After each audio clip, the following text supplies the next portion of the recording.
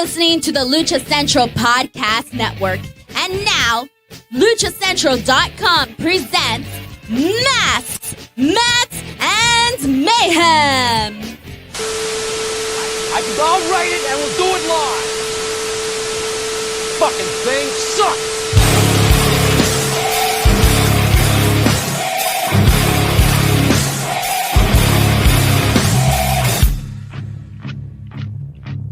Welcome to another edition of Masks, Mats, and Mayhem. I am your host, Justin Outlaw Harvey. You can find me on social media at JustinHarvey75.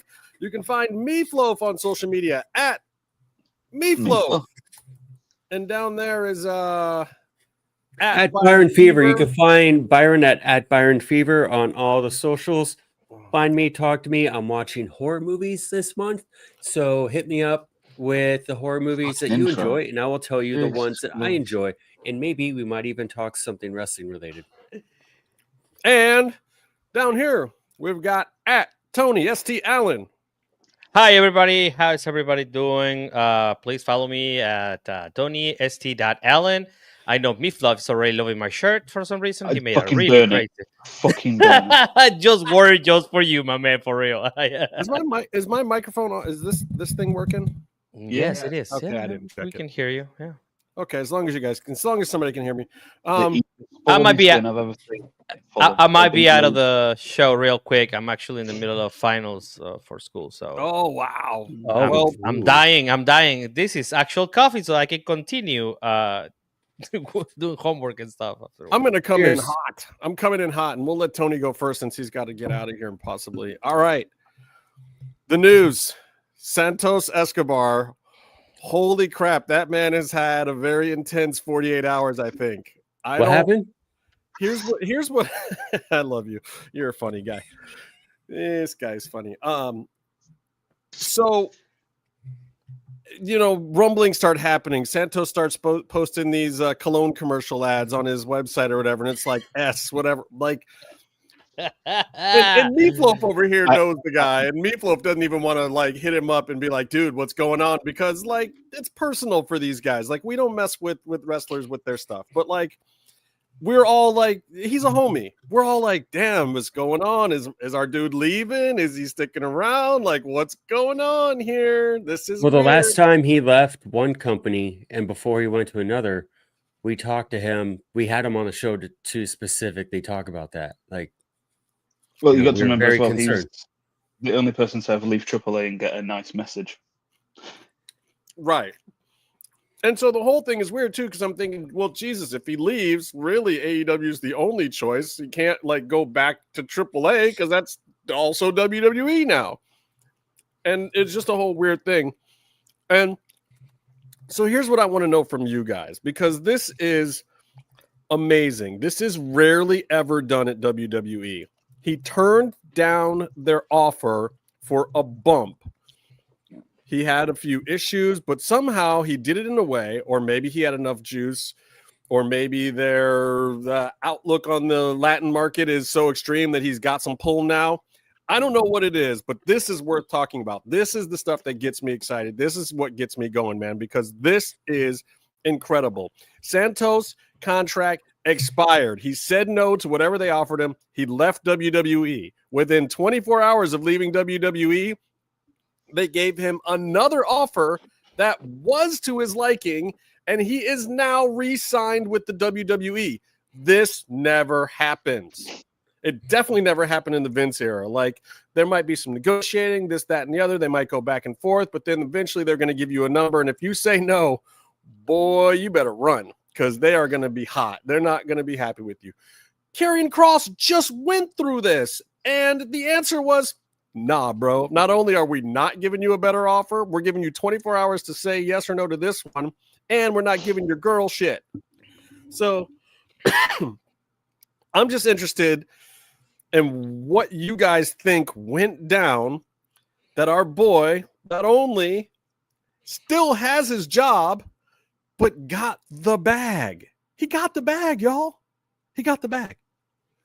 Tony, what's up? It's all right. Thank you, Byron. Thank you for Get out of here, Byron. Yeah. I have 1,000 things to say. I know. Yeah. I'm just trying to get out of here. Geez. Well, first of all,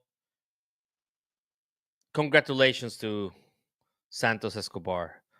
I was gonna say this last week. I think I kind of just went over it, but he's one of the most intelligent, eloquent Latinos out there.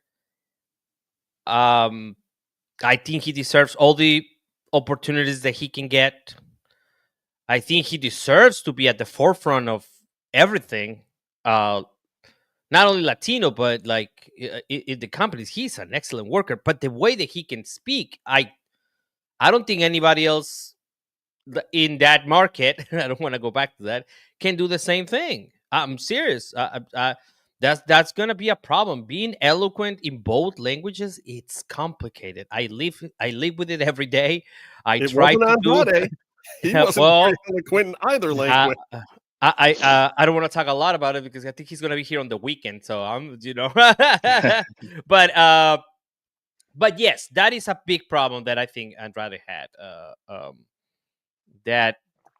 That's why he's not in the same kind of situation that Santos is regarding being able to let's say manipulate his way into a better contract or however, there's this other part of me that, as you mentioned, Outlaw, this never happens. So did this happen? Did this happen, or was these videos, which one of them at one point I said that it looked like he was selling real estate, but we're not gonna get into that. He was like selling apartments in Cancun or something. I don't know. It does look like that. I don't. I'm just from a posting standpoint of social media. It looked like that. Well, that's what a lot of people are doing now. When you lose your career, a lot of people are getting the real estate license. So it makes sense. I don't know. I kind of look like that, but that's my point. Was all of this? That's the thing that I would like to find out. He goes. His contract expires.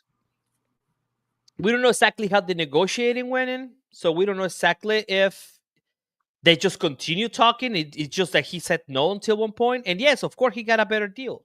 And why wouldn't you give him a better deal, right? You need somebody to come in and. We're not gonna count Dominic because he was born in the States, but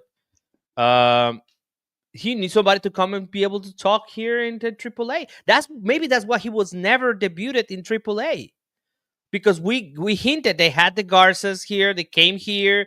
I was expecting to see him here when the Garças debuted. So when that happened, I was like, wait a minute, what's going on? Maybe he didn't. That was the thing that he didn't like, that he had to come and debut here in Monterrey instead of Mexico City, which is like completely complex, different of each other. And that is the only thing that kind of, when I saw that developing today, I was like, wait, so then we'd really, maybe this was the plan all along. We do the relaunch and everything. And then when things fall into place, then we get the new contract. But I'm happy that he did.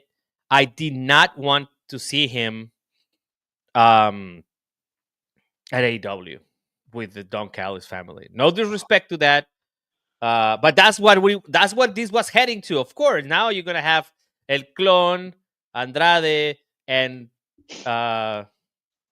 Evil Escobar. I don't know how they will call him over here. I think people thinking he's going with Ruth. Well, so that's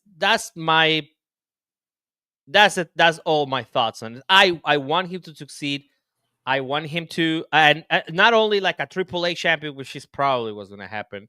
One of my friends earlier was texting me, and he was like, "Oh my God, they're going to put him on whatever." And I'm like, I don't know, 3 months versus Penta, and then we might get back on the shuffle or whatever. So that's okay. I'm gonna put this out there right now.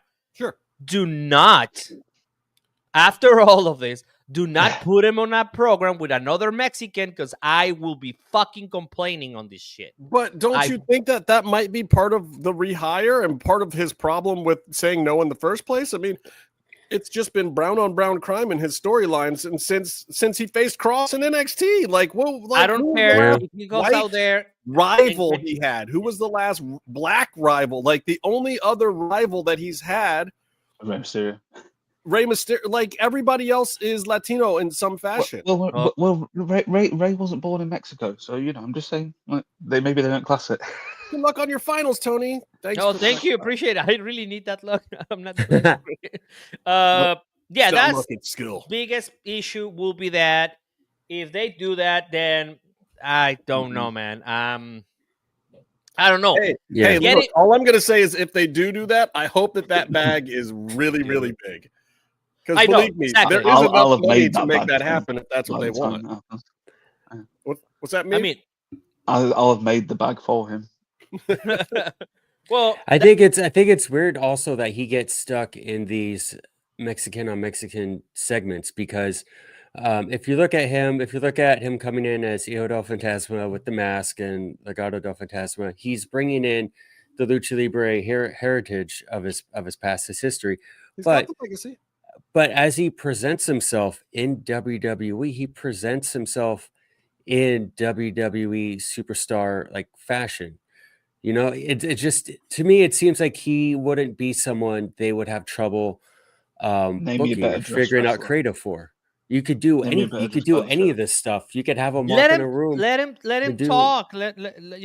Yeah, he could do any of their dumb storylines or whatever as a regular, I guess regular white superstar that they normally will book. Byron, yeah. What? Dreading likely there, bro. Come on. I haven't watched WWE. Are they still mostly booking white men on TV, or am I wrong? Well, they're not booking black men. How about that New Day turn? That was awesome. Yeah, Apollo got a new contract. Anyway, but one thing that I read when Worlds Collide came out, that was awesome, and then Santos came out with that, and it was great. And then he never showed up on another WWE branded AAA show again. That might have been only on TV 5 times this year. Yeah, it seems like his last perfect appearance on TV was June for Worlds Collide. Yeah, but it just seems perfect if they want to have talent that they trust can move tickets. If WWE wants WWE talent on a AAA show, which is what they're doing and what they do on all their shows they want to make money on, he would be a no-brainer. And I feel there might have been a hesitation to book him until they had this contract locked up. Maybe we're going to see more of that now. I think that could be a good use for him. I didn't know that his contract was about to expire. It's pretty obvious that you put him on the bench if you're still negotiating and you guys haven't come to terms. Of course you put him on the bench then. We didn't know why he wasn't getting booked. I mean, I thought it was something worse than that, which is great. I was actually happy and relieved to find out that, his contract's just coming up. Of course he's been on the bench. You can't put that guy in and start counting on him and building storylines around him right now when, maybe Tony Khan does offer him $4 million or whatever. So, it's a good situation for him, and hopefully he did get the negotiating done. I mean, clearly he said no to one deal and came back and said yes to the next one, as far as we know. I mean, also this is wrestling. I don't know. That's my point. That's exactly my point. I don't. You never know until you see them pop up on TV. TKO. I know how these guys operate, and I used to be repped at Endeavor, and they're fast and they're slick, but they're not that duplicitous. These guys sell stuff with excitement. They sell dumb ideas sometimes that are too big, or so they sell the idea of celebrity. The whole Endeavor process has always been that. I mean, for Christ's sakes, Ari Emanuel helped broker the deal for Entourage, which is basically a show about him. You know what I'm saying? It's like, of course, they're selling the fame itself, and it's really not in their character to be that duplicitous.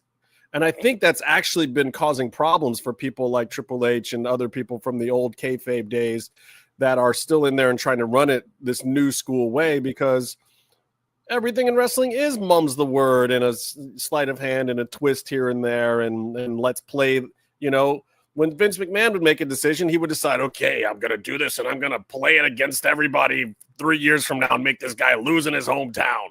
Like doesn't really happen in this day and age with TKO. So I feel like everything was pretty on the surface here, as far as what came out publicly. But again, you never know.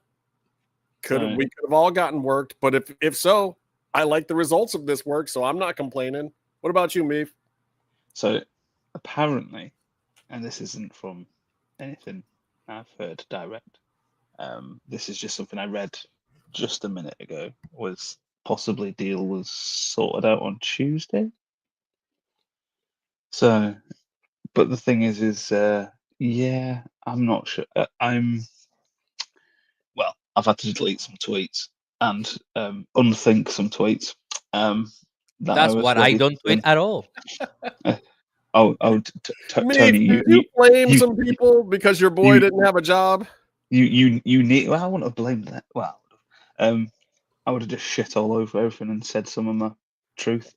The thing is, Tony nearly got spicy version of me, which I don't think he's seen yet.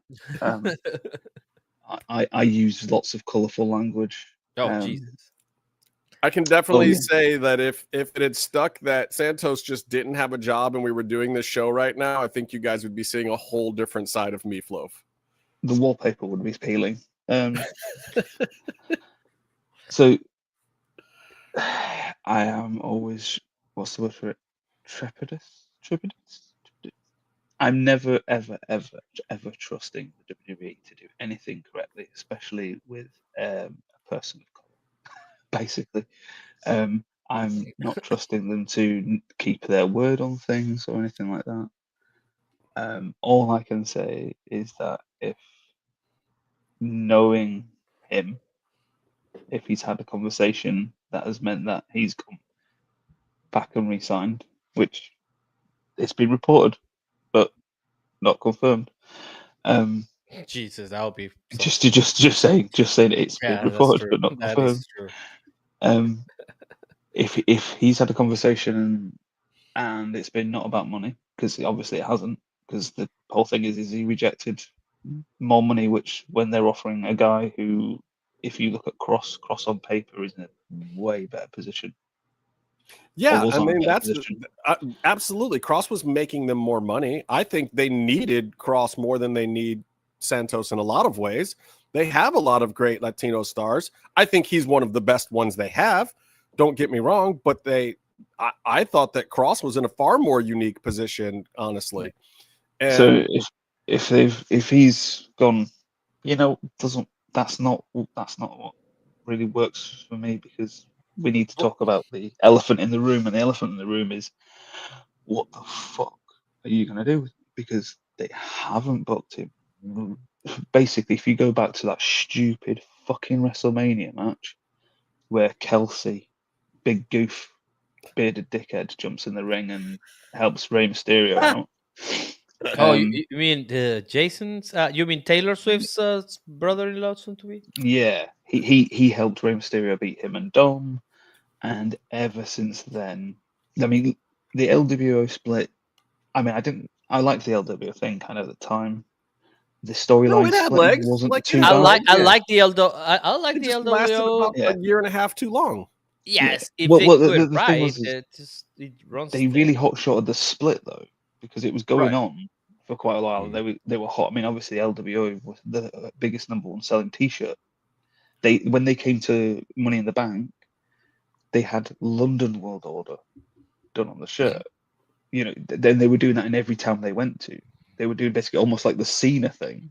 Every town they went to, they would change the so like there was a Chicago version, I think. Yeah, I mean, it's like they would do Los Angeles Suplex City shirts for Brock. Like every city was Suplex City, but it was a new Brock shirt. It's smart. But I mean, like if they only do that for the top merchandise that's really moving. Yeah.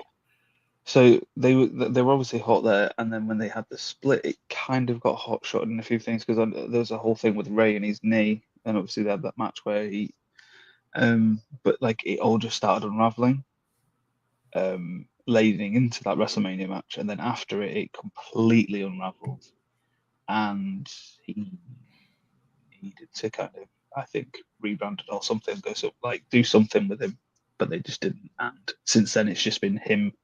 And I mean, the last year or so has just been him being a manager, rarely wrestling, which has kind of been crazy. And like, You if are you look correct, at him, Brent.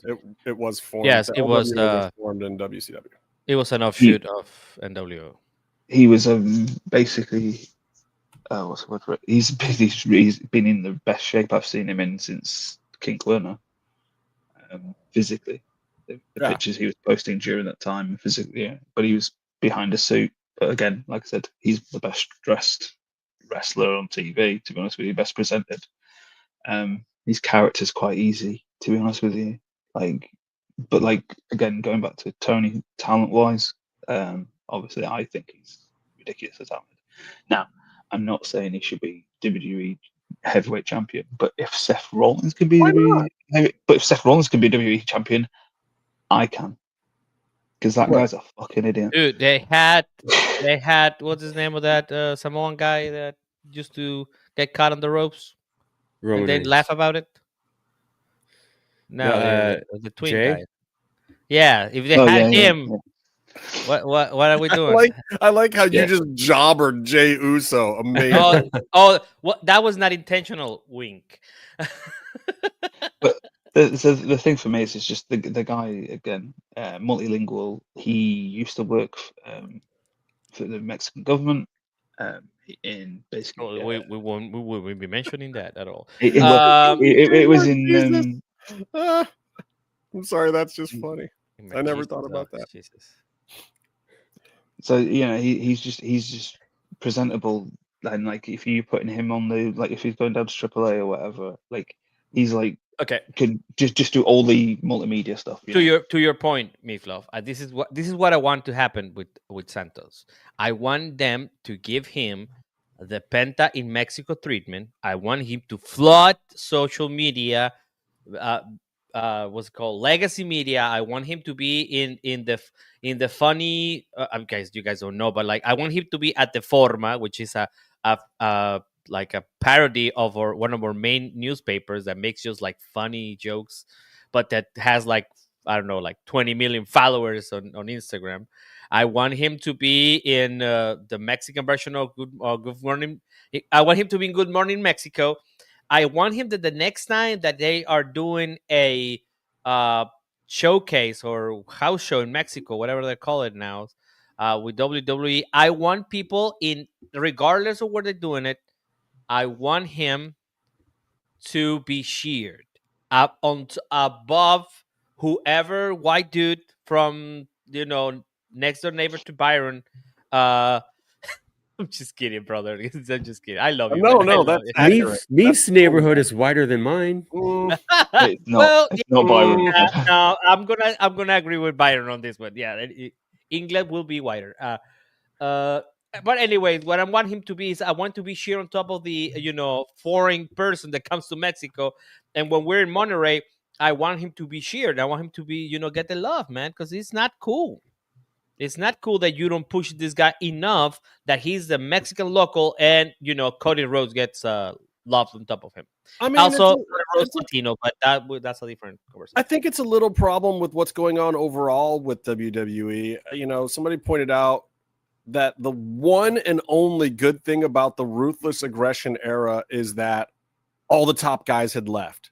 So they were just kind of passing the shit around and letting people get a shot, letting the JBLs of the world get a shot, letting, these other guys who had been top mid-carders have a chance, and that is what you absolutely are not getting in WWE except for Jey Uso.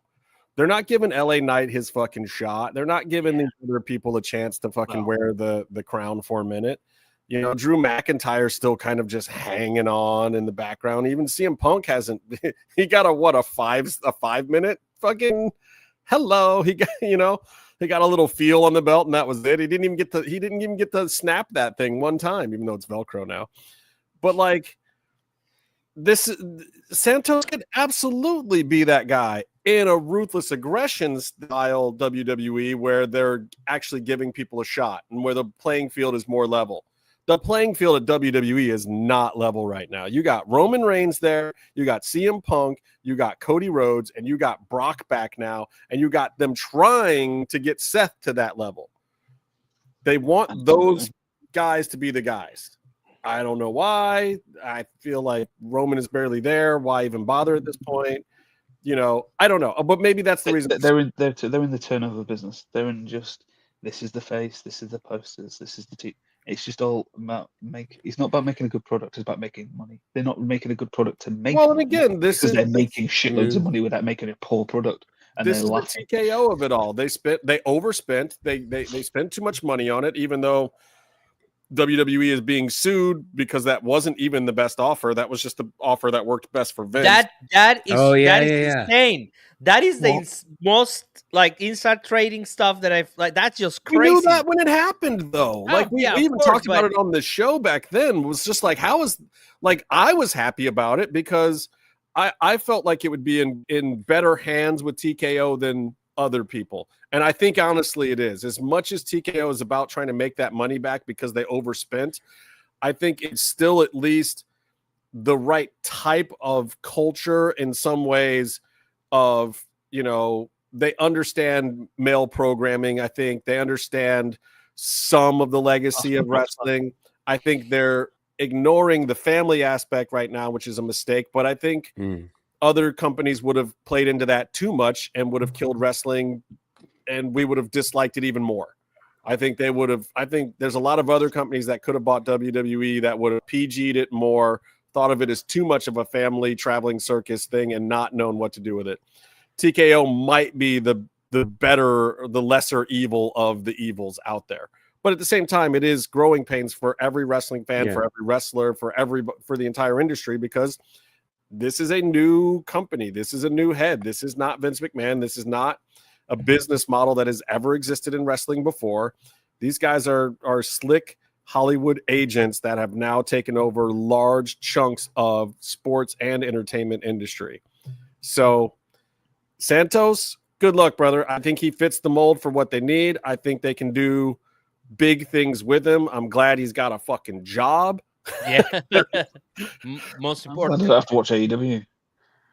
Yeah, and Meefloaf does not have to watch AEW. So I mean, I guess all's fair in love and WWE. All right, I want to talk about just a quick yeah. I love Toronto. I love the Blue Jays right now. God bless them.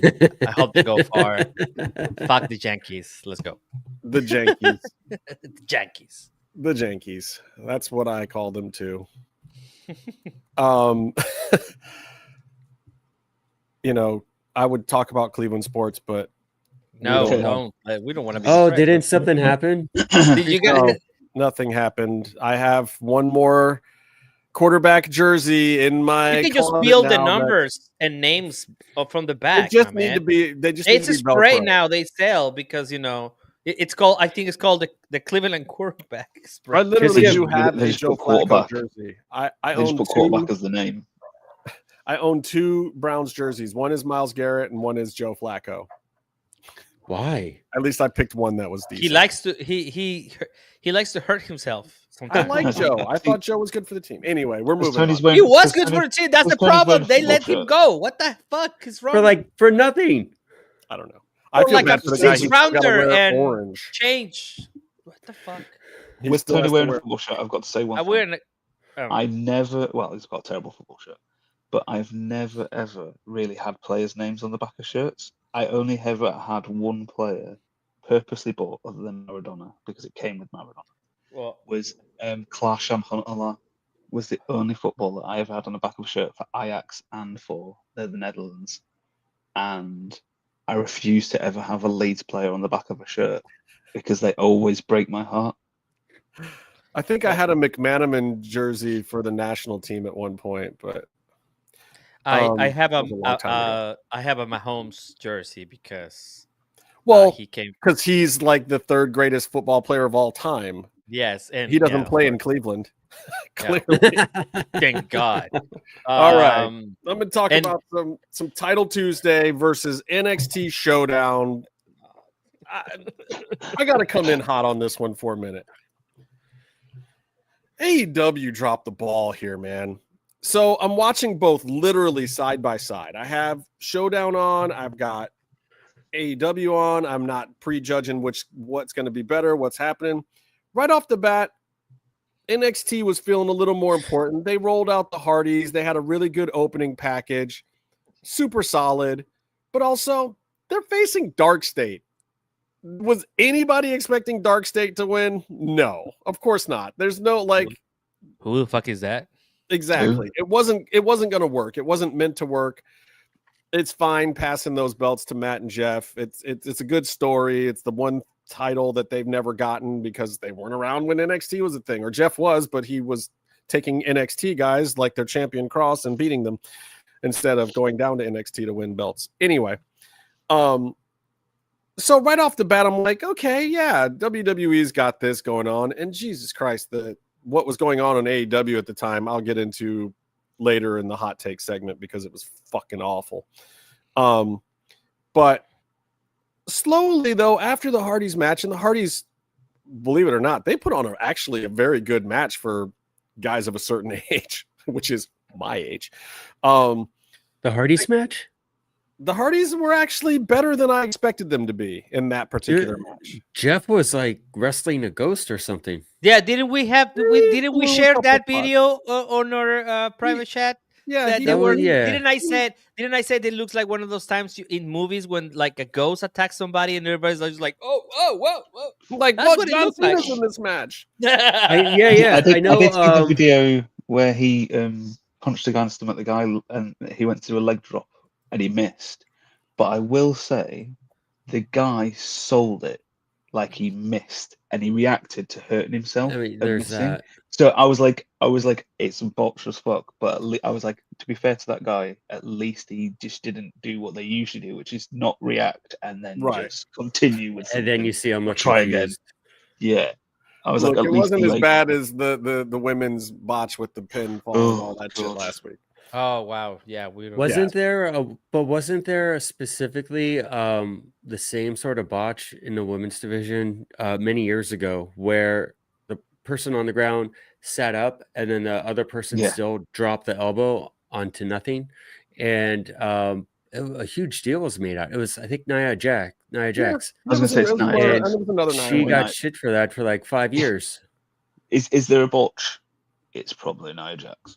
Well, she's a lot better now. But people are going to forget it more when they get a good feel-good well. moment at the end with guys that they like. And like everybody loves the redemption of Jeff Hardy, even though he probably doesn't deserve it, but he got his redemptions anyway. And it seems like he's doing good things with them. And I'll give the Hardys credit, man, because every time I have seen them at any kind of convention, their line is 20 miles long, and they stay until every single person that lined up to see them gets a chance.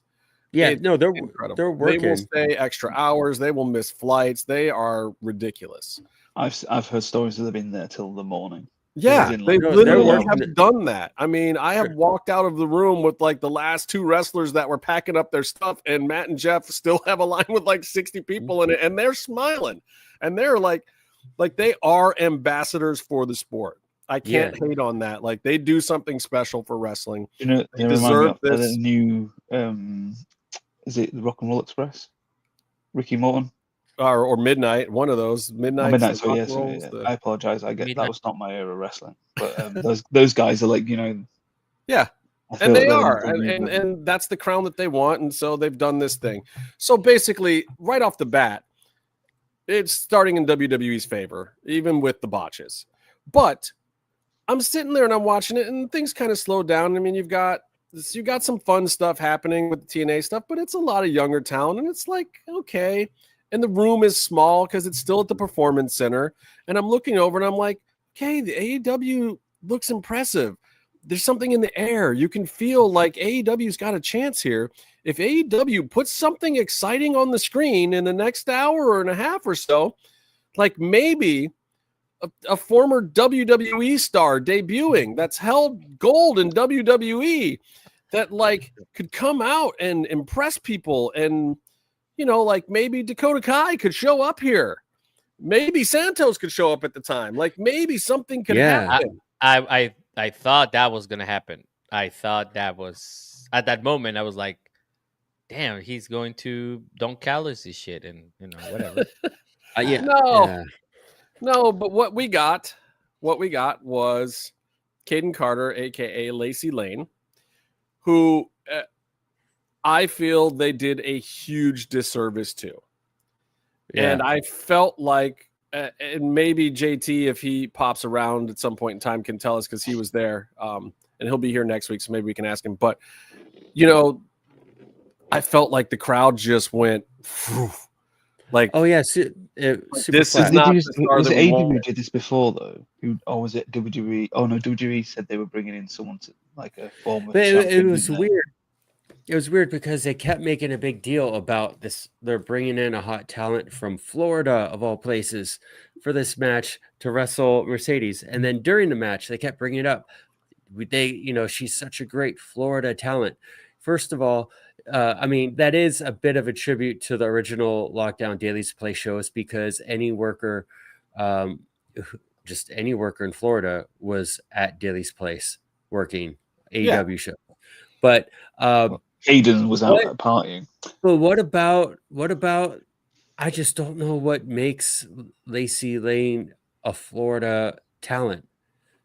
Like what about it matters? And here's the thing, and everyone is. But they did. Everyone wrestling lives in Florida. Correct. And this is why they did her a huge disservice. As soon as the rumor started going around that it was going to be Dakota Kai or a bigger name or something that people were excited about, TK should have pivoted immediately. He's got to stop doing this thing where he locks in and he can't shift. The business will fuck you when you do that. And it did. He missed a huge opportunity. As soon as that news came out, 2 days before this came out, he should have announced that it was her. Given her some props, given her a little bit of love, because what she got instead was shit on. Nobody cares about her now. She is in the worst position. She just welcomed herself to the lower mid card of ROH because of that debut. It's like telling someone they're going to get their favorite meal, and they're like, "Oh," and it's like, actually, yeah. Do you know you really like ready salted crisps? That's what I got you. That's it, like a bag of chips. Like, and that does her a disservice. And she's very talented. She's a good, solid wrestler that could do some amazing things solo, and she could be a great asset to the AEW women's division. And I hear that she's got a great personality backstage and that she's wonderful to work with. She takes care of people in the ring for the most part. Like, I wasn't a big fan of her partner, and I'm happy to see her do a solo thing as well. Yeah. I know Brent was talking earlier on Twitter about, hoping to maybe see them together or whatever. I personally do not want to see them together. I really think that Lacey has a chance to make something of herself solo. And honestly, I think Katie Catanzaro can do something different herself. Away from wrestling. Well, but I don't think she should have a tag partner at this point in time. Like, if she's going to make it, I think if she does some kind of heel gimmick on the indies or something, I think that would suit her personality better. She was with Bestia before WWE. She was working down in the Crash. Right. And that could, I think that kind of stuff can work for her. But regardless, it was the moment where if AEW had done something, not giving me Kyle versus Kyle 2, not headlining non-champions, even though Orange Cassidy is, those guys deserve a good spotlight, but that wasn't the time. Like, here you are in this overrun, and if you give me something, this is your moment to say, this is why we're better than WWE. And what that showed me last night was that what Tony Khan thinks is better than WWE is not what I think is better than WWE. I don't slight the man for his personal tastes, but I think that his personal tastes right now are not going to win the battle. Maybe Tomohiro Ishii should not have been on that show last night. I love Ishii. Should not have been on that card.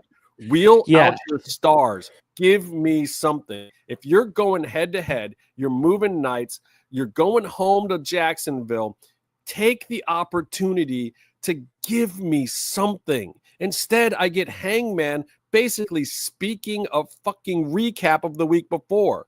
I get another Kyle versus Kyle match, and Kyle Fletcher is amazing right now, but also you're killing the whole Kyle versus Kyle thing. You're not even getting the chance because half of the crowd was empty last night. The whole middle section, and I've heard it from a bunch of people. Like, I just think it was a missed opportunity. I don't think it was promoted well. I mean, I watch Dynamite and I watch highlights of Collision. AEW is the main thing I watch, and I did not put it together that it was on Tuesday until maybe Monday, and I didn't put it together. It was a Tuesday title, whatever, Dynamite, whatever they call it. They called it Title Tuesday, and then the headline match was not even a title match. Then that's the thing. Like, first of all, they didn't promote it. I don't think. I mean, I'm not going to TK's Twitter account every hour to see what the next thing is going to be. And then also, it's in the name. So if it's Title Tuesday, your main event has to be a title thing. And you should probably do a title change. So that way it makes it exciting and people want to tune into the next Title Tuesday. Same thing with Battle of the Belts. Yeah. Oh my God. Yes. Clash of Champions. We've talked plenty of this. So yeah. And this is the whole big announcement thing of like no, if it's gonna be big, make it big. Like Mox and Ishii wasn't promoted at all. I mean, they're always going to put on a great match. So you could book them and know it's going to be a good match, but it doesn't. I think. But great for who? Great for who? Great for a casual fan? No, listen. So like they work well together, but it doesn't matter on the show. There was no promotion to it. There's no reason for them to intersect on the show. Secondly, very true. It reeks. Yeah, that's another thing. It totally reeks of Mox's, I think, second title reign when he just took open challenges and he wrestled anyone he wanted. And you knew he was going to win every single match, but he would have a decent match with them. So it's like, okay, it's a fun thing that doesn't exactly matter. Right. But that doesn't fit with what he's doing now at all. It was so out of place. Like, it was a great match, but I barely watched it. The thing barely paid attention to it. You guys, AEW's been, what is it, 6 years now? 5 years? So 6 years. So yeah, we've been saying the same things now for 6 years. I don't know what we've been saying. And the attendances have started, like, that's been 4 years of the attendance has been. I have speaking of the 6 years, saying the same thing, I have a hot take. All right. And that is, I don't want to get to it. Go ahead. Oh, you want to do it right now? Can I just want to wrap this up? I don't know. We're just complaining, aren't we? Well, this is what I was going to say. I genuinely held off on doing the write-up for this week's episode because I genuinely thought right now we would be talking about a really cool AEW surprise moment, that we were going to be giving AEW their flowers. We've been talking a ton of WWE on the show. I wanted tonight's episode to be a pat on the back for AEW. I honest to God did. They didn't give me anything to do that with. They gave me so crazy. And I'm not saying it was a bad episode. There was some good stuff. I didn't hate it at all. I just think they really missed an opportunity to tell the world, like, hey, we're still here. We're not just number 2. We can gain on number 1 when we want to. We can be the top organization. You watch us because we're on the way to greatness. Yesterday was the chance for them to make that announcement, for them to say, we can be great. What they said to me instead was, hey, we're AEW and Tony Khan has toys here that he likes to play with. That's all it said to me. With Caden, it was like he was sending her out from behind the curtain, and as she was walking out, he cut her Achilles tendons. To give her all that build up and all that, give the moment all that build up, and it be her. And listen to me. I'm complaining about this not because I dislike AEW. I'm complaining about this like I complain about my Cleveland Browns. Mm-hmm. Like, I'm complaining, like, I like Kevin Stefanski. I think he's a great coach. Last week, it was his fault that the Browns lost. So I'm going to say Kevin Stefanski, dude, get your junk together, as any fan has the right to do. I'm not trying to bag on AEW. I don't hate it. Yeah. I want AEW to be great. I love the roster that they have at that place. It's amazing. And I know that somewhere in the heart of AEW is an amazing wrestling company and an amazing television show. They just aren't quite getting there, and I want them to get there desperately. Well, I haven't really talk about, but I just realized that Tuesday is definitely not a wrestling day. I couldn't watch either show. I watched a little bit of Dynamite. I was very confused by something that happened in the main event. That Darby Allin came in and put the shackle on Bridge See, guy. that's the point that I want to make about AEW. Okay, I'll let you do it. Let me just No. It's the thing you're talking about. My point is about it causes that thing. Causes, I think, what you're complaining about, because you're like, what's he doing? What's going? Darby shows up and then something happens, and what does any of it matter? It's because they don't know how to shoot a wrestling show at Dilly's place that they never have. They never have. They've shot more than anywhere else, literally. The whole pandemic was there. No, but my point is, like, why did he? I mean, if you get shackled, has anybody else been shackled here? No comment. So when that, you cannot just take it off, bro. He just took that, like, he just broke the thing. That again, that just distracts me from, like, wait a minute, he just kicked it. I mean, sure. It's like Brian Cage with the cinder blocks and Lucha Underground. Always hated it. That was a bit much. Rubber hammers. But here's the thing. Pac is supposed to be super strong, and he looks super strong. So you want to make him seem super strong and break handcuffs. Cool. But you should show it. And build up to it. At least show it. If you're gonna make it, because if you're gonna do the count out, I mean, I don't know. It was just really distracting. But my point is, what I was going with this is that Tuesday is not the day that I want to watch wrestling. I just came off watching a whole bunch of hours of wrestling, and then, I mean, if you're gonna pit the shows against each other, because I guess that's what you're trying to create, right? The competition that. Well, no, they were AEW was forced to do it by TNT because TNT and TBS both have other bigger sporting events on tonight. On Thursday, yeah, too, hockey, they're gonna get eliminated. Isn't well, anyways, they can change it to TBS, whatever. Right. It was just really hard to either pay attention to it, and then I went and revisited this morning because I wanted to talk about it today, and it could not hold my attention again today. And this is me spending 5 hours trying to watch the same show. Right. It just didn't click. I don't understand what was happening. The whole Hangman Adam Page and what's his name? Samoa Joe talking for like 7 minutes at the beginning of the show, or like 10. I'll just go into it right now because that's my fucking hot take. Hangman Page, brother, what are we doing here?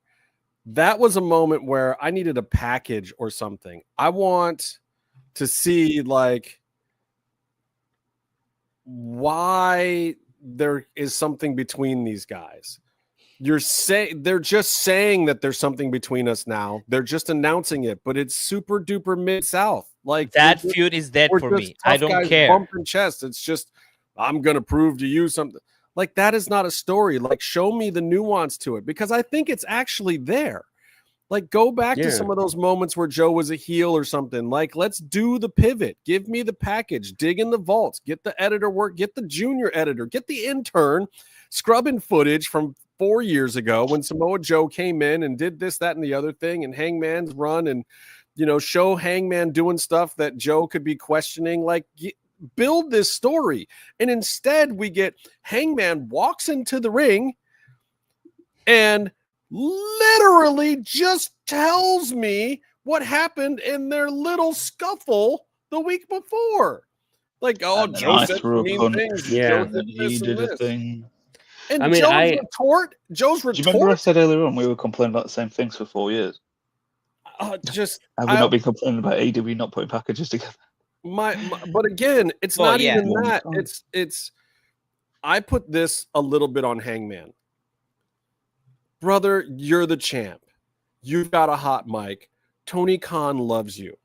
The people like you in this storyline. They want you there. Now, your last run was a little marred. The stuff with CM Punk didn't quite go right. You've got the ball. Are you going to run with it, or are you going to go out there and verbally give me a recap? That wasn't it. That is not the Hangman Page that I want to be my champion.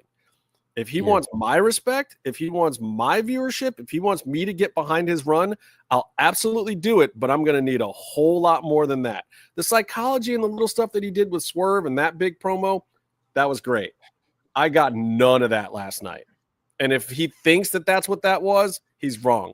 I think that Hangman could have very easily gone to Tony Khan and said, hey, brother, I think we can spice this up a little bit. Or, hey, how about this nuance? And I think Joe would have played ball with it too. But what they get, and I put a little bit of it on Joe. Like, these guys are veterans at this point. They can say, hey, let's make this good. Let's make this a moment. And they did not do that. That was a fail. Well, that's why you do the vignettes that you're talking about, because then you can deliver the exposition in a creative and entertaining way and hit a lot of nuanced areas. Then when you get to the actual players in the story, because a face-to-face with the two of them makes a lot of sense. I think it could be something, but they have the heavy lifting of that boring exposition out of the way, and then you just do something interesting. And I think that's what it's. I mean, maybe they didn't have time. I don't know. What do I you don't mean? know. No, of course they did. I don't I like know. this. It was a This is day great comment. earlier. Like when I'm in a meeting and they could have just sent an email. Yes. It's so it's like, and I think there's a lot that they could have done, because they both have histories that makes them look like an unmovable object, and they're going at each other. But like, it's better in a vignette. It's way better in a vignette when you see Hangman burning down a house and hitting Swerve in the head with a chair, as opposed to him being in the ring and saying that he used to be, or he would cosplayed as a Stay Puft Marshmallow Man once. It's just, yeah, they could have done more. I'm excited for the match. I think they're gonna beat the holy hell out of each other, and Hangman's gonna win. And but then it's like, okay, I'm enjoying a match that I know I'm going to enjoy, but where's the actual promotion that makes me need to watch the match? Well, and that's what that is the AEW other doesn't. thing. Like, do any of us feel like Hangman's gonna lose? No. But yeah, I know I'm gonna probably skew this a little bit, but nothing made me watch NXT. Oh, Yeah, I had no interest in NXT whatsoever. Even though the show was not good at AEW, I did not turn on NXT. I watched the highlights for this is why I feel like it was a chance. It was an opportunity. It was an opportunity. Oh, you guys are putting two whole companies together. You're giving us the best that your two lower brands have to offer right now. We're gonna kick the shit out of you. We're gonna knock your teeth in. That was the chance to do it. And I'm here to tell you, you might have wanted to watch NXT because it was better. I don't know. I saw highlights. I like to watch wrestling shows with good wrestling, and all I saw were massive botches on NXT. It's just there's definitely not for me. I hope the best for them. I think the TNA NXT story should be really good, and I think it should elevate, or it should be great for anyone. And I thought it was a good moment for Mikey. I thought it was a good moment for the Hardys. I'm glad to see TNA getting a little bit of the rubs since NXT's been stealing their belts. I think it leads nicely into Bound for Glory. I think that, here's something we talked about. So Mikey Santana, that guy has turned it around, and he is who he is. He has it put together, and he is doing really well. at doing his thing, and he's doing great in TNA. And you were talking about how he lined up against Ricky Starks, and I think they're such contrasting figures. Where Ricky he's riding on potential to prove himself, and he's getting bigger opportunities based off of maybe his best friend and that potential. Whereas Santana had a great gig, good money, good reputation, and all that stuff, and just put it all on the side and started from scratch. And it's for other reasons too, but he did it, and he put the work in, and he built himself up, and what he does, and he does that well. Ricky, you don't know what you're going to get every time you see him. You don't know if he's going to click or not, and also you don't know. He's a question mark still. So I think it's interesting that Santana from TNA, to me, he feels like a bigger star and a bigger deal in the ring with Ricky. And he's done the work, and other people have seen it. I will tell you this: Mike Santana now is a stand-up guy. He's a good father. He takes care of business. He takes care of other workers in the ring. He does his damn job the way it's supposed to be done. He puts in the extra effort. He puts in the work in the gym, in the ring, in training, and working with other people. The guy's a mensch now. He cleaned himself up a lot. He deserves the credit for it. His personal story is his personal story. If he wants to tell it, he'll tell it. But at the same time, just know that this guy has done the work, period. He deserves the props. And I will say this: what Ricky Starks did on that showdown was step one of Ricky doing the work. He put Mikey over big time. He sold for him. He didn't complain about it. He did the thing there that he never did at AEW. Ricky is starting to put in the work, and he has to, because it is a known fact that he still has some detractors in the back at every company, not just at WWE, not at AEW, not at TNA. There's at least one important person in every single wrestling company on the planet that's like, Ricky Starks, I don't know. He's got to convince stupid fucking thing. That's why. Yeah, and we got one here too. It's fucking stupid. See? There's always one. There's always Is one. he a I like that showgirl? pose. Is he a I male think- showgirl? Is he it's Michael Jackson? and Mikey both in the next 5 years could be on the main roster of WWE in top feuds. They could be in those Uso brother type spots. I'm going to give you £5. I'm going to give you £5 that Ricky Starks is doing fuck all in 5 years. Unless Cody Rhodes continues to help him. I'm not going to make a guess on Ricky. I'm a big fan of his since I saw him in NWA, and I'm rooting for him.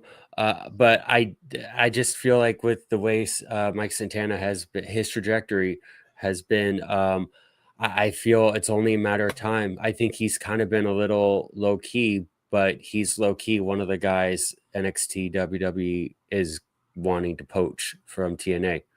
So I agree. I see him on the main roster in the next 5 years. I mean, why wouldn't you put him there?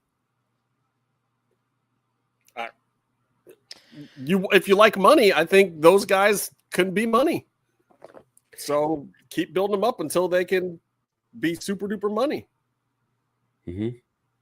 There was one of the first Pride and Powerful LAX appearances or runs in AEW.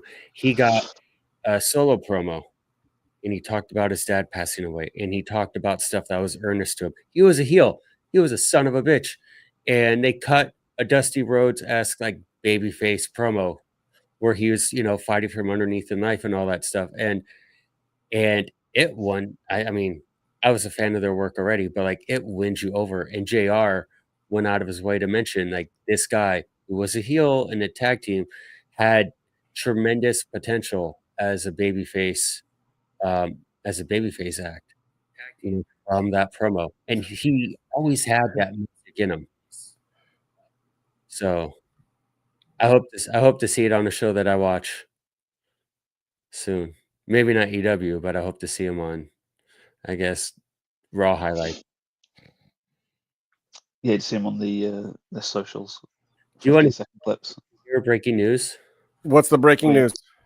It's a pun because Kota Ibushi reportedly broke his femur in a collision match with Josh Alexander. They're doing the top ropes. Oh, Josh, I think, dropped you him said wrong or femur. Can Femur. you pick a smaller bone and say it again, please? Because I don't like the sound of that.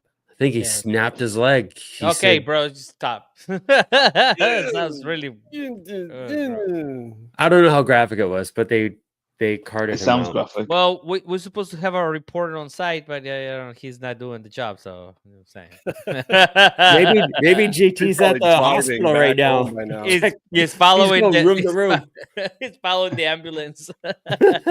Yes, Just just so everybody knows, JT GoPro is on his head. there, so we expect a full report on the femur I break. did say That's that it. like 4 times on our chat, so I am actually expecting a full report. I On the don't, desk I'm tomorrow just gonna morning. say this live on the show, but I don't think he knows how to work IG. Okay. That's all I have Kota? to say. What's up? Yeah. No, he sent us pictures from Dynamite last night. Oh, JT.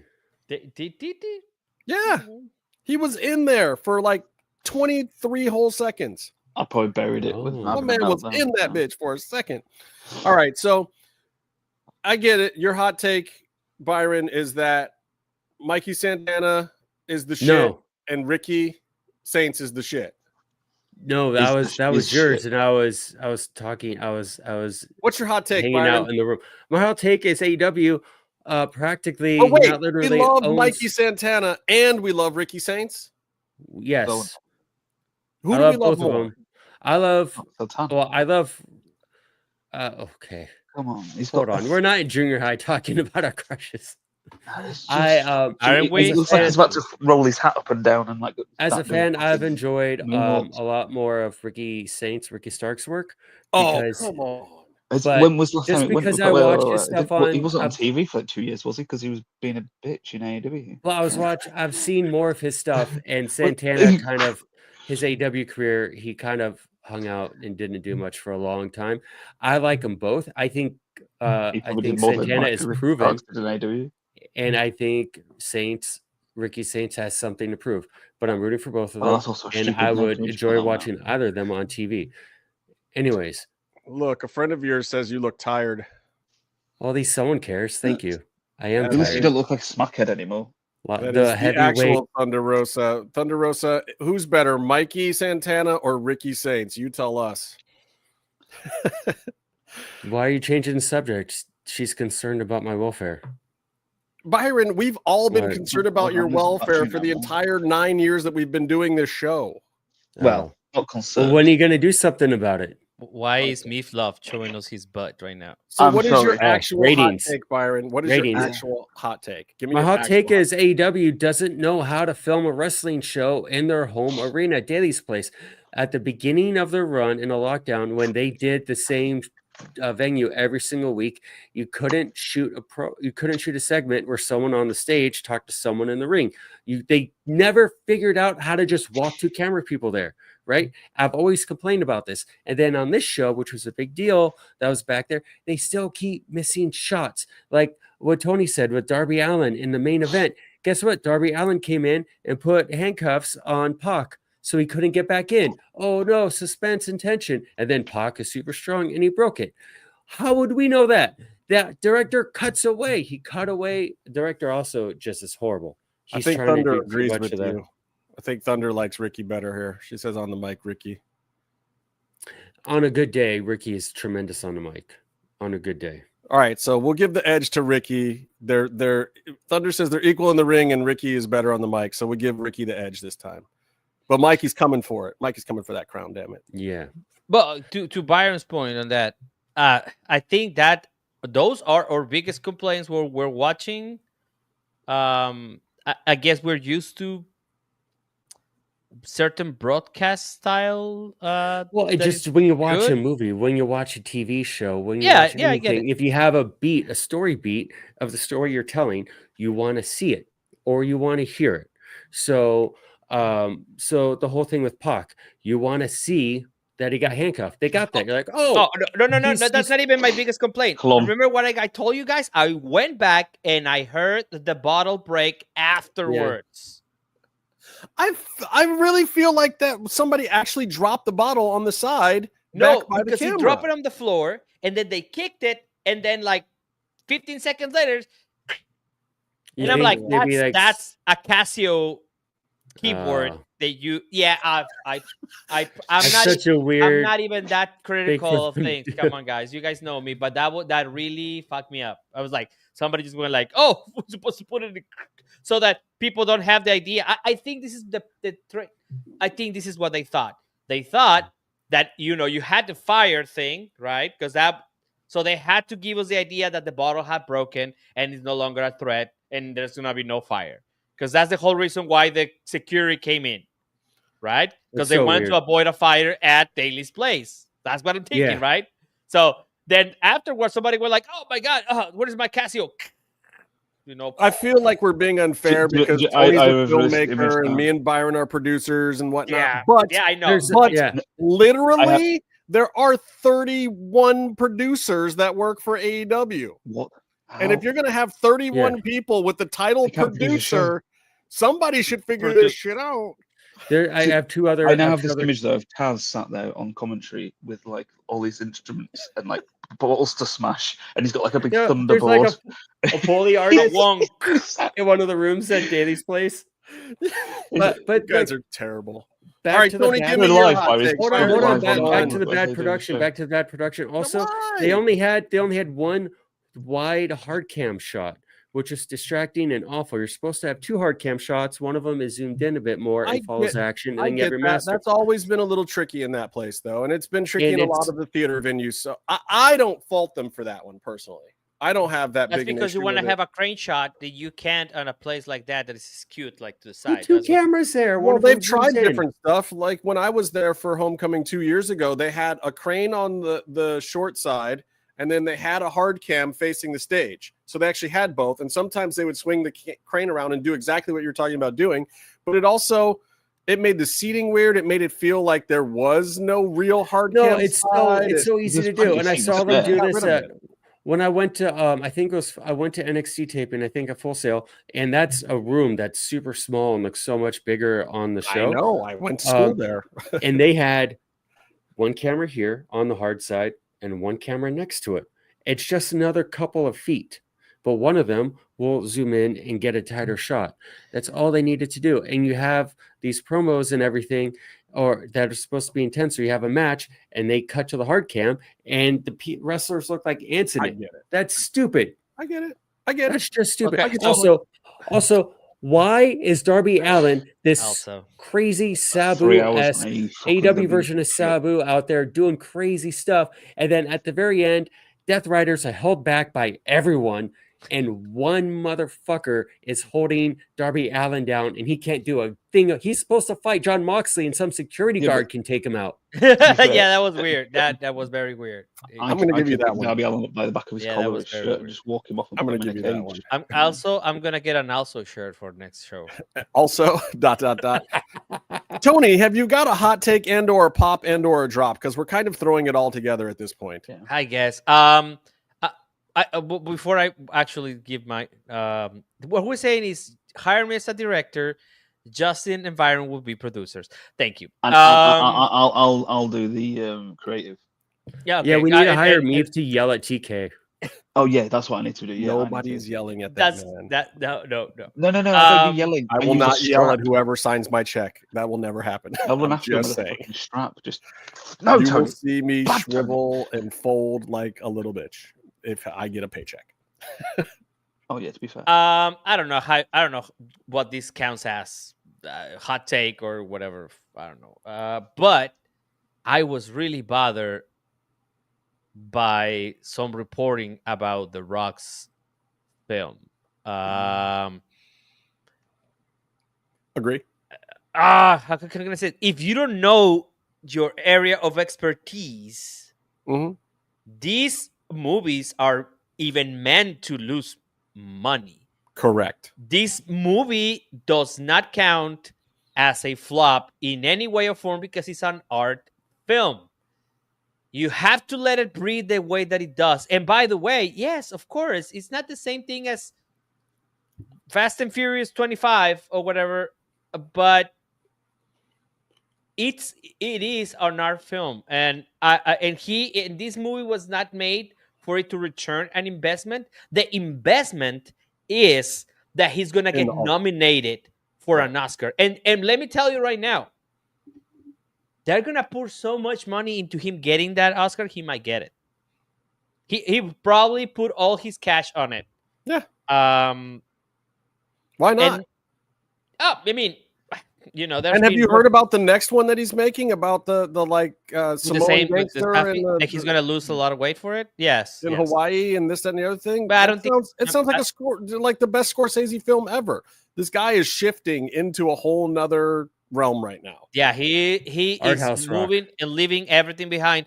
But my thing is that this is a positive for all wrestlers.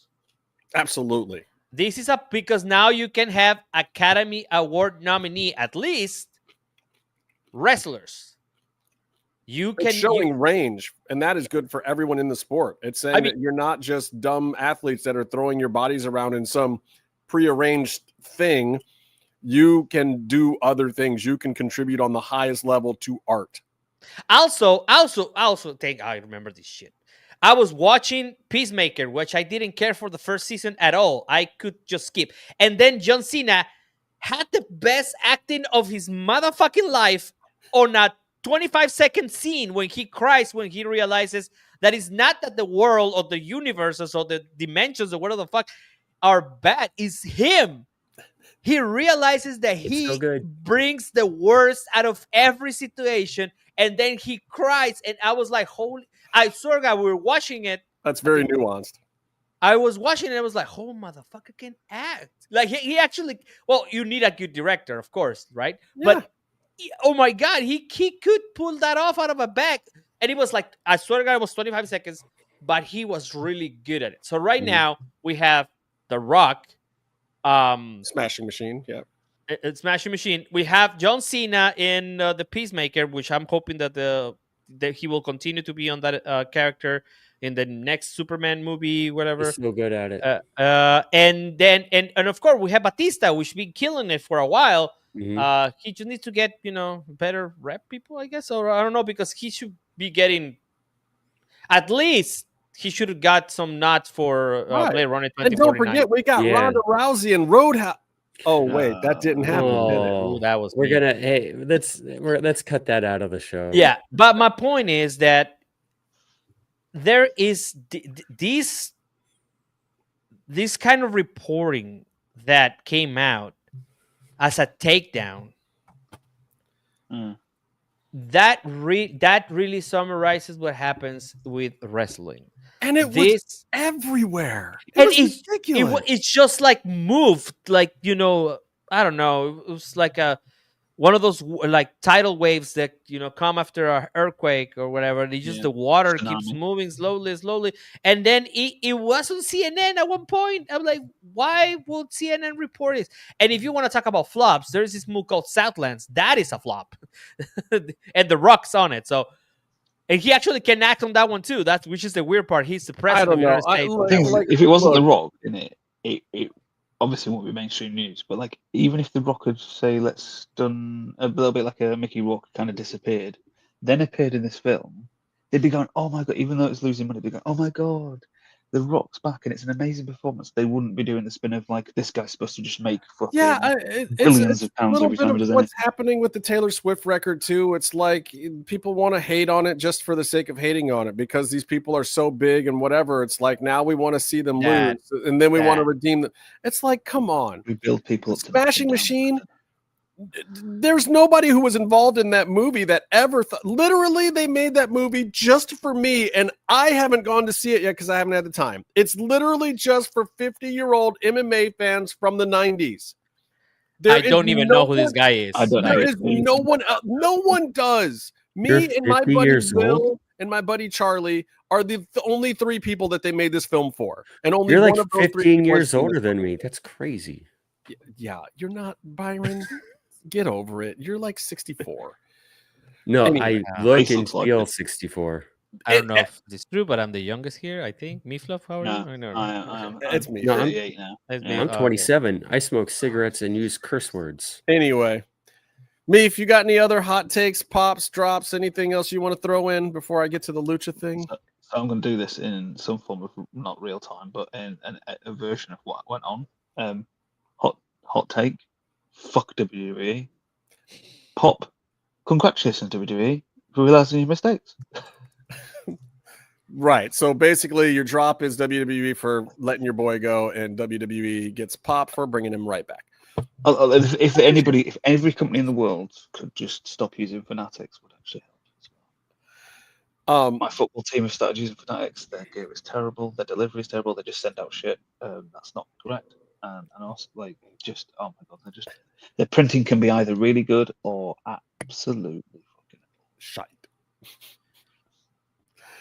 I've got one. This is the last thing that I really care about that happened this week in wrestling. This is actually a pop. I'm going to say something nice. Wish it was about AEW. That was my whole plan tonight, was to say all sorts of great things about AEW. But I have a pop. Can I interrupt you? Yeah, God, sure. Oh, I didn't. I was not expecting you to say yes. I know, that's why I did it. No, now you got to do something, Byron. I should have got. I've got a balloon somewhere. I can pop that. This better be award winning. You want me to take up time talking on this show? You stopped the host and founder of this show mid pop. Yeah. To get your pop in, so your pop better be popping. I did. Well, I'll get it in, but I didn't do it to get it in. I did it because it amuses me probably too much to interrupt. What? Sorry, is it you wearing a hoodie? It looks like one of those like gilet things. Like, look, yeah, it looks like you're about to go like snowboarding or something with your mates. Rebecca, be honest. Did you think I was older or Byron? Ooh. Let us know in the comments. Oh my god. Left. I did my skincare today. Byron looks like a dog threw up. Look. Oh my god. Are you gonna give me this pop yet or what? You have to do something about those eyes, man. There's too much wisdom on them. I have been staring at fucking idiots talk all day long, all week for my real job. There's a price. There's a cost. Now you know how we feel, Byron. It's only once a week, my guy. Only once a week. You can handle it. It feels like the whole week, though. Let's go, Byron. What is the pop, brother? My pop is that there was a great Io Sky Kairi Sane match, and that was a lot of fun. There was a really cool bump where Kairi did the Alabama Slam on Io on the apron. People freaked the fuck out. If you watched any of their old, if you went back in time and watched 10, 15 years ago, their Stardom matches together, they're doing pile drivers off the apron onto the ground. They're doing all sorts of stuff. They're tough and they're strong and they know how to do those things in a way that works. I saw some people compare it to the Kyle Fletcher, Adam Cole ring bump and getting very tribalistic. And I want to say that there are stark differences. And it goes into like how smart you are with making decisions and producing a match. If you're doing it with Kairi and Io, they know what they're doing. They've done it before, and you could trust them. Also, there isn't a big injury history on both of them as far as their head or neck. But with Adam Cole, he has more concussions and neck problems than we've ever had reported. Byron, so WWE didn't sign Io in the first place because of her fucking neck, and she had to do that whole video of her doing the fucking thing and lifting people whilst doing it. What, 15 years ago? Worked. Yeah, but I'm just saying, like you said, there's no issue on the neck. There literally is. No, she has, but she's been fine ever since she showed up there. So I'm just saying, as far as that bump was highly unnecessary. I didn't need it, and it was not the kind of that I wanted.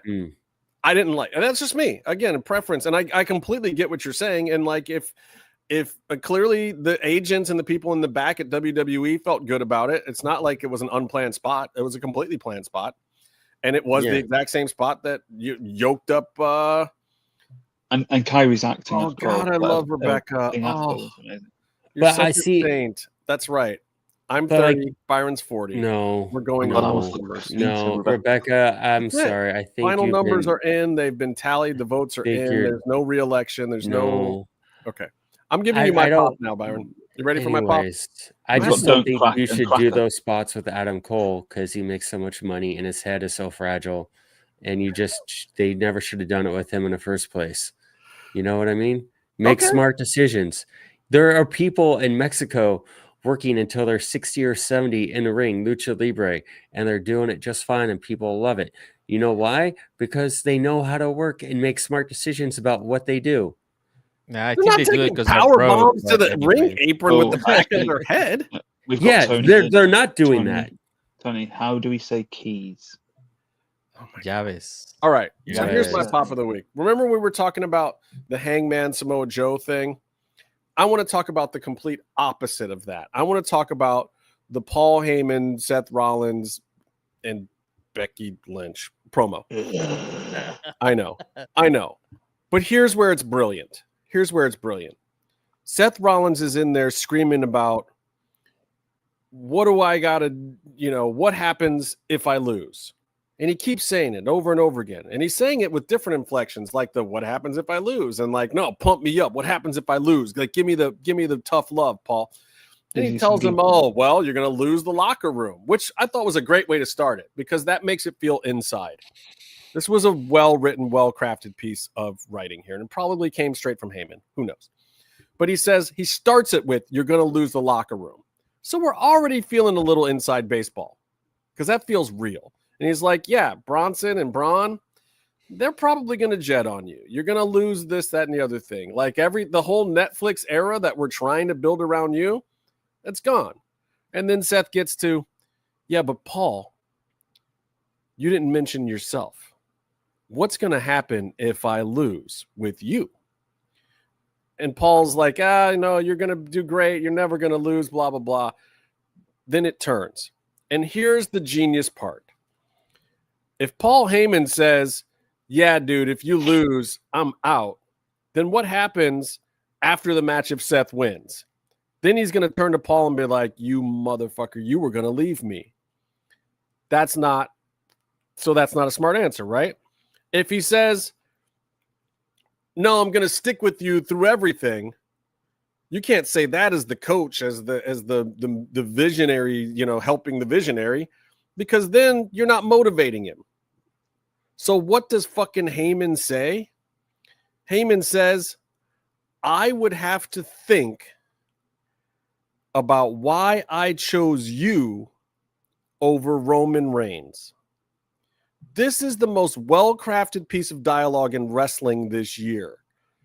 He's saying to him, I picked you over Roman Reigns. He's blowing the guy's ego up, but at the same time, he's giving him the nuance of, but I would have to second guess it if you don't win. So he's keeping his motivation. It's something that is smart writing that character would say. Paul Heyman would always come up with the right answer put on the spot like that. That's genius. That's actual writing. That's actual storytelling. And yes, it happened in a scene with Seth Rollins and Becky Lynch, Meef.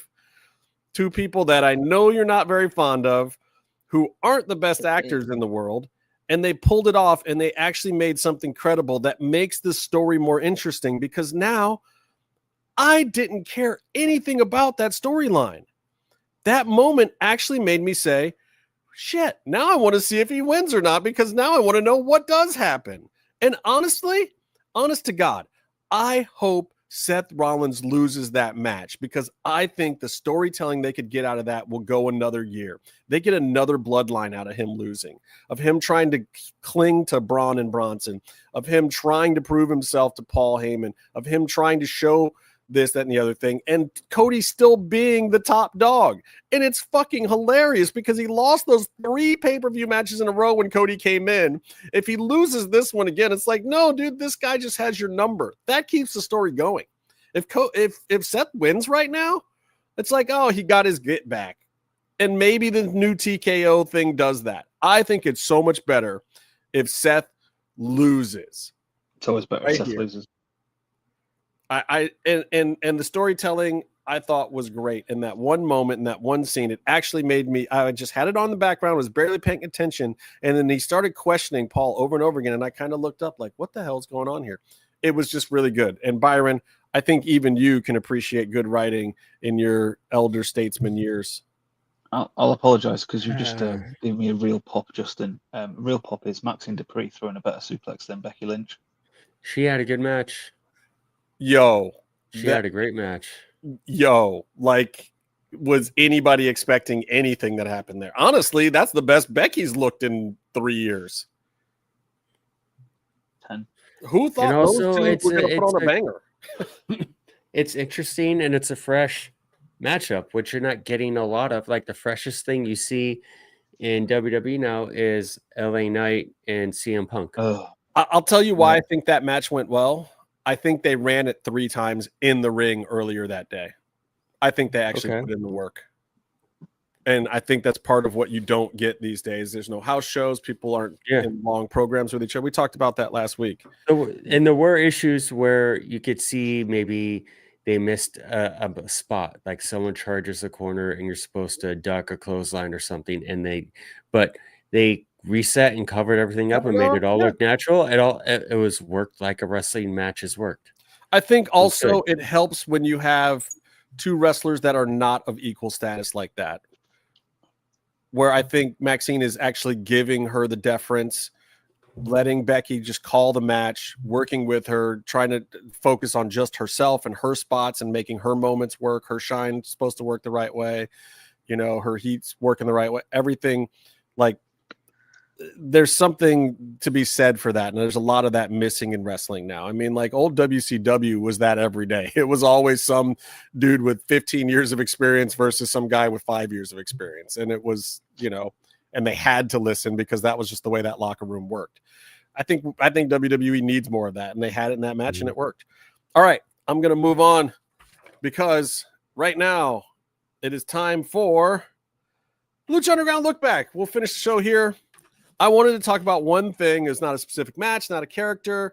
I wanted to talk about something that I thought was one of the most interesting things in Lucha Underground, the Gift of the Gods belt. I don't know where this idea came from, even though Casey, the professor, has his ideas of this. But Casey says like half of Lucha Underground is WMAC Masters. And maybe it is, but the other half is Casey's ideas. That is season 4. True for season 4, which is the season he liked the least.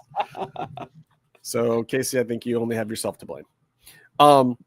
Okay, guys. I know you guys want to continue. I would really love to talk about this because I actually like the design of the belt. However, I have to go. We'll talk next time. My name is Tony Allen. Follow me at TonySD.Allen. I love everybody here. I really enjoy this time here talking to everybody. Hope you guys have a good night. And everybody, go and watch the Rocks movie so you know he can make back $30 million. That shit. I'm kidding. Just go and watch it because I think it's gonna be great. You guys take care. Love you guys. Cheers. Bye, Tony. Good luck with school. The Gift of the Gods belt. The most unique thing ever. You take these medallions, so you get this match. Like when Dario introduces it, he just introduced the medallion as a special reward or whatever the fuck. So then you get people fighting over these medallions, and we come to find out through this process, not just through one episode, but like, oh, there's going to be several of these, and everyone's fighting for these medallions. Oh, well, what does it mean? Well, all these medallions literally magnetically click into a bigger belt. So once you win the medallions, everyone puts their medallion in the belt, and then those 7 people fight for the belt. Then you don't just get to be the champion. That belt can be defended, but that belt can also get you a title shot whenever you want, except you have to actually give a week's notice. Because, make it make sense, the promoter wants a week to promote it at least, which is also a genius stipulation to have on the belt. None of this, like, I'm cashing in right now, because it, like, look, that may be exciting for TV, but let's be honest, in real life, if this was a real sport, that would never happen because the promoter wants to make their fucking money. It also didn't last like more than a season or 2. Right. But it's just like, yeah, and they changed it up and did weird things in season 3 when it got vacated or something.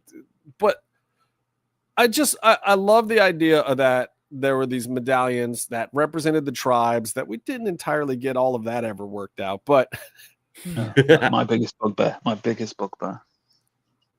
Like the mythology was there, but also not there at times with Lucha Underground. But Phoenix was very synonymous with this title, but I also don't know if it did him any favors back then. Was Phoenix the gift of God's champion that he should have or could have been? Byron, I don't know. I don't look back and equate him with the gift of the gods. And he held it longer than anybody else and more Yeah. times than anyone else. And he was champion for a minute. But what I look at him, his legacy with Lucha Underground to me is the storyline with Katrina Mil Muertes and versus Eternal Death sort of thing, or 1,000 deaths versus 1,000 lives. You know, Right. I think that was the biggest thing. And the random Melissa Santos cameo in the storyline. I think that's his biggest thing. I think it was a tremendous story. You know, he was champion for a minute, but to me, the whole champion thing is Mel, the bad guy, and Penta, the guy who everyone loves. And then, you know, a little bit of, I forget the guy with the spots on him. Dragon Azteca? No. Puma. Oh, the other spots. Yeah. Ricochet. The light-skinned kingpin. Yeah, I was explaining to me Ricochet. the whole light skin thing of all people. I almost chimed in, but I couldn't. We'll tell that story next week because it's a very, very funny story. Anyway, I just thought the gift of the gods thing was unique, and I like the fact that there was times when it felt like kind of an IC title or a big secondary title, but then also it just kind of went away. Like you'd cash it in and like, okay, well it'll go back to the stipulation. Well, yeah, exactly. I love the belt was amazing. Yeah, it's so cool. The medallions were amazing. I think it cost like $8,000 to make. Well, no shit. It's huge. Did you get to hold that one to buy? Byron? Yeah, we got to hold it on the I think we did. I don't think you guys let On me the touch it backstage. after you saw how I held the trios title. You missed it. It'd be great if they somehow could sell replicas of those.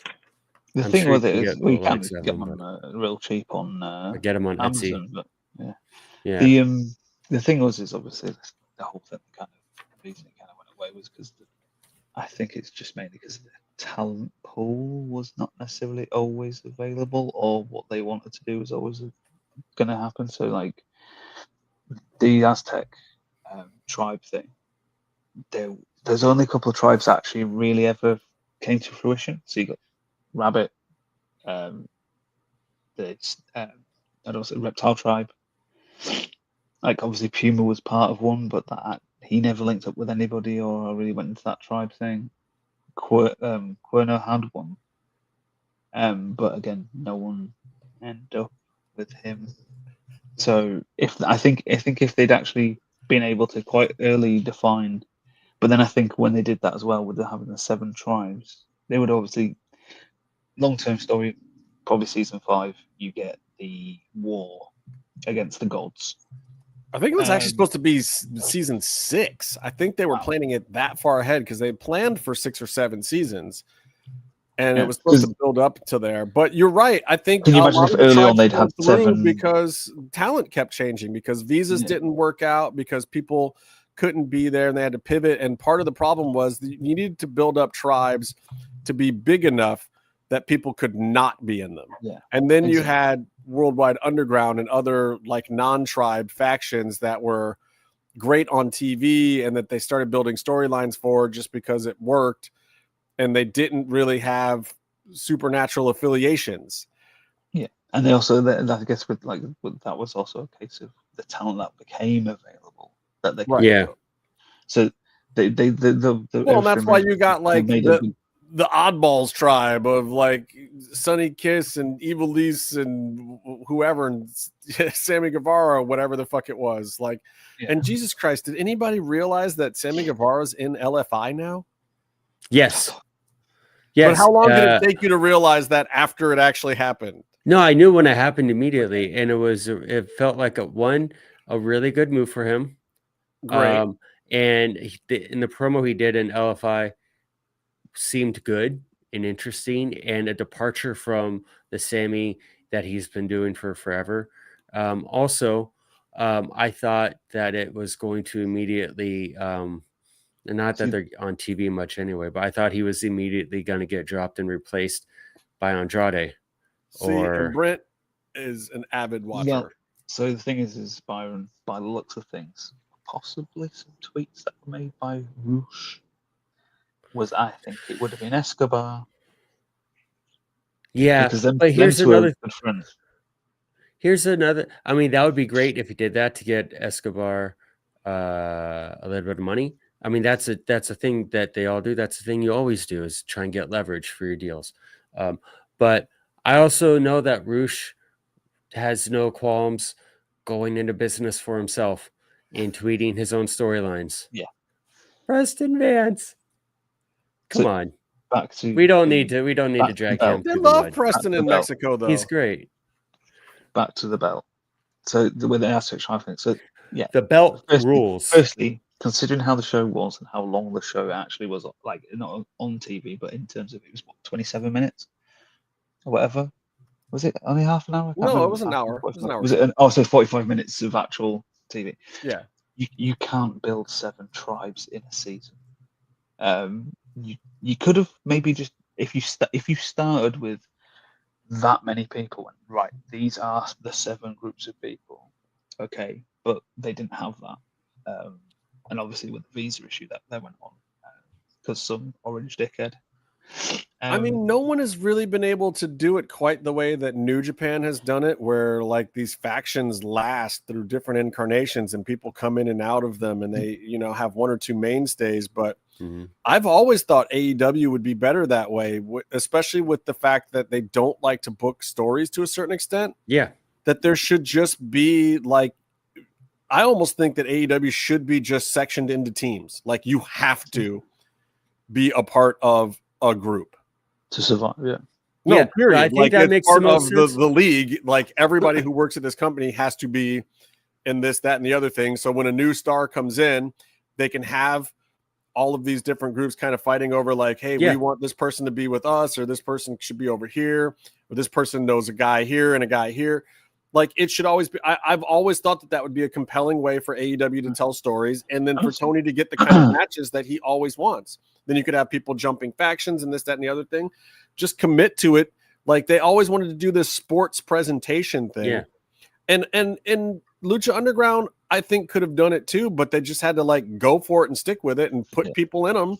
And then when they fell out, put other people in them. The nature of Lucha Underground meant that it could never really happen, didn't it? Really, because just the way it was constructed and the way it was filmed and people being available for everything and just but if you got to the Aztec tribes, I would have been very happy because that was basically the gift of the gods is everything that I loved about Lucha Underground. Is the Aztec mythology. That was the season 5 thing. Yeah, and I just we would have gone it waiting. See, I have good ideas every now and then. No, the idea was sort of done in AEW at first because they were sort of an American New Japan. Yeah, and I it was feel cool. like Tony was really trying to kind of go that way, but then he left too many people out in the wind being kind of independent, and it screwed it up. But you can have one independent. Like what group is Tanahashi in New Japan? Do you have one group that's sort of the everyone else? I think you have freelancers, I guess, who don't win important matches. I think I really think they should have gone even further than New Japan. I really do. You need groups of like but it 4 would be or 5, great, and then you need like one group of like 10. It'd be great if they had groups, and then they could do the structure of having annual tournaments, which they're sort of copying New Japan doing. But if you have annual tournaments, singles, you have a junior, you have a tag, and you space them out, and then you have your marquee shows, and then you could do that. You have your groups and your teams, and then from there, You build and tell stories because a tournament is great. It's not only about the winner. Stories develop and branch off from tournaments, and you get the gratuitous good wrestling matches along the way. It's the perfect recipe for AEW if they want to actually commit to doing it. Yeah, I think so. Well, anyway, I like the gift of the God's belt. I wish somebody could do something like that, but I also wish that one of these companies could really commit to factionizing, and I definitely don't think it should be WWE. Or maybe, one AEW show could be that way. I don't know. They still need something or rather. But I think that I'm going to be very curious to hear what JT thought about being live at AEW, because I really felt like during that Mercedes match, the crowd just was like, front place. We'll see if JT felt like the wind was let out, and we'll find out about this injury. There's that many of the matches that happens in Justin. Even though, when is Collision airing? So Collision is airing on Saturday? I don't know. You watch when the highlights start showing up on social media, then you go to the HBO app, and then you watch the stream. Then you watch my the DVR replay. from Sling catches all of them. So I do want to say that Brodito was a good match to bring the crowd back after Mercedes and it helps, but I felt like they didn't get the rub they should have gotten either because no, they shouldn't have been, fighting from underneath with the crowd. Also, who gives a crap about Jungle Boy right now? Unless they're doing a turn. I have a whole thing about that. I'll save it until let's talk about Jungle Boy next week. I think we should do that week. So until next time, stay calm and stay in the